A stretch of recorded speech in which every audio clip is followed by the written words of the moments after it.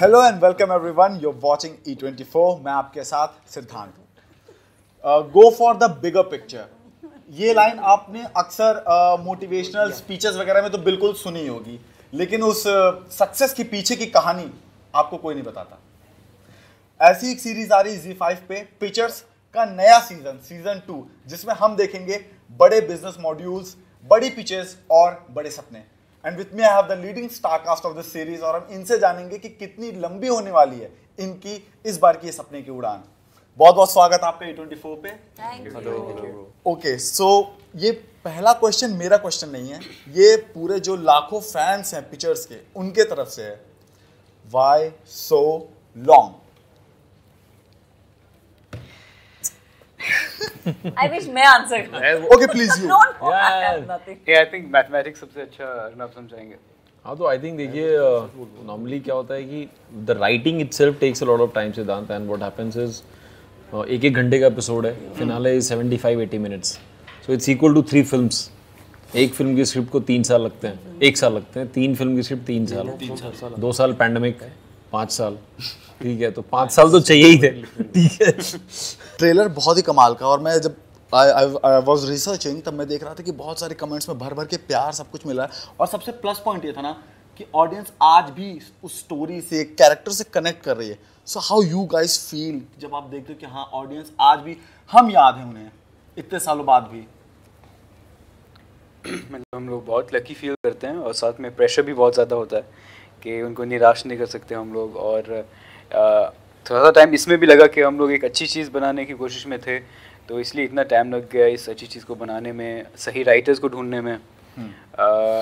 तो लेकिन इस बात के लिए हम लोग बहुत ही ग्रेटफुल हैं कि इतना प्यार अभी भी है इस शो के लिए। बिल्कुल। तो इतने सालों बाद भी।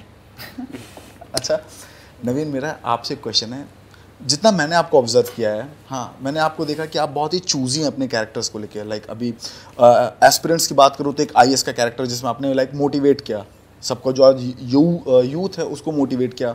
पर्सनली मुझे खुद लगा कि मुझे IAS बन जाना चाहिए। और दूसरी साइड देखूँ तो ब्रीथ में इतना नेगेटिव और intense character. So how you design your character? Like जब आपको नरेट की जाती स्टोरी, क्या प्रोसेस है आपका? यार मेरा प्रोसेस ये है कि मैं जो भी चीज़ मुझे बोरिंग लगती है मैं उसको नहीं करता हूँ। तो इसलिए फाइनली अब ये जो आ रहा है ये दोनों, इसलिए मतलब बड़े लास्ट 2 कैरेक्टर्स बड़े अलग हैं एक दूसरे से, क्योंकि बीच में मुझे क्या है कि मैं थोड़ा सा स्टीरियोटाइप तो हो ही चुका हूँ। तो मैं वो जो एक सीधे लड़के वाले किरदार बड़े ऑफर होते हैं, अब क्योंकि उसको करने में अभी इतना, मतलब मैं चाहता हूँ मैं भी अलग अलग चीज़ें करूँ, तो आप उनको मना करते रहो, फिर कभी कभार गलती से कोई ऐसी कहानी आप पे आ जाती है जो शायद कुछ जिसमें आप कुछ अलग कर सकते हो, थोड़ा ट्विस्ट अपने। हाँ, तो वो अब यार हम तो उस पर ही डिपेंडेंट हैं कि हमारे पास क्या आ रहा है। तो आई थिंक उस चीज़ में मैं बिलीव करता हूँ कि जिसमें मज़ा नहीं आ रहा है वो ना करो। तो वेट करते रहोगे तो शायद कुछ मतलब कुछ अलग चीज़ें आ जाएंगी। क्योंकि एक्साइट करती हैं अलग चीज़ें करना यार। तो ऐसा कुछ कोई हार्ड एंड फास्ट रूल नहीं है, कोई सोच के नहीं बैठा हूँ कि इस किस्म का रोल करना है और यही रोल ढूंढ रहा हूँ। But anything that I find is like attractive, exciting, I go for it. अच्छा, आने वाला साल 2023 बहुत स्पेशल होने वाला है आपके लिए। है। तो मैं बताऊं या आप खुद हमारे व्यूअर्स को बताओगे क्या कि मैं असुर 2 आ रहा है? नो, अदर प्रोजेक्ट्स लाइक सारे, मतलब हाँ, आ ही गया बाहर, तो आ रहे हैं 2 फिल्मों में भी छोटा, मतलब see I can't talk about it because ना मैं शाहरुख हूँ ना मैं सलमान। तो मेरी फिल्म नहीं है वो, तो जब वो लोग बात करेंगे या जब आएगा वो ही, मुझे ऐसा लगता है कि वो ही ठीक रहेगा। बाकी हाँ, बहुत सारा काम आ रहा है। लक्कड़ बग्गा एक अभी रिलीज़ होने वाली है फिल्म, असुर सीजन 2 आएगा, एक और रोमांटिक शो आएगा। So it's an exciting year for me, and मुझे थोड़ा डर ही लगता है अपने काम को लेके। तो मुझे ऐसा लगता है कि फिंगर्स क्रॉस्ड, कम बोलो, काम को आने दो, let the work speak for itself. I think मुझे लगता है बड़ी हम्बल है क्यों कह रही है कि हम एक्सेप्ट कर पाएंगे। जब अर्नब ने मुझे बताया था कि VC के रोल के लिए Riddhi Dogra is doing it, तो आई वाज वेरी एक्साइटेड। मुझे लग रहा था, मैंने कहा अरे हाँ क्या वो करेक्ट लगेगी और ये वो। सो मुझे नहीं पता था ये। हाँ मतलब इट्स हम तो पहले से जानते हैं ना, हाँ 10 साल से मतलब हम सब में सबसे ज्यादा काम उन्होंने किया हुआ है। स्कूल जब मैं स्कूल में था तब मैं शोज देखता था। Oh my God, हम सेम एज के हैं, पता नहीं ये कौन से स्कूल में था। The last line was a joke, obviously. Of course. Understood. Understood. अच्छा अब ना मैं आपसे जानना चाहूँगा कि जब प्लानिंग, सबसे पहले तो इंतज़ार कितना हुआ सब लोग जान रहे हैं, 7 साल का इंतज़ार था, लेकिन आप सच मुझे बताइएगा तैयारी कब से चल रही थी इसकी?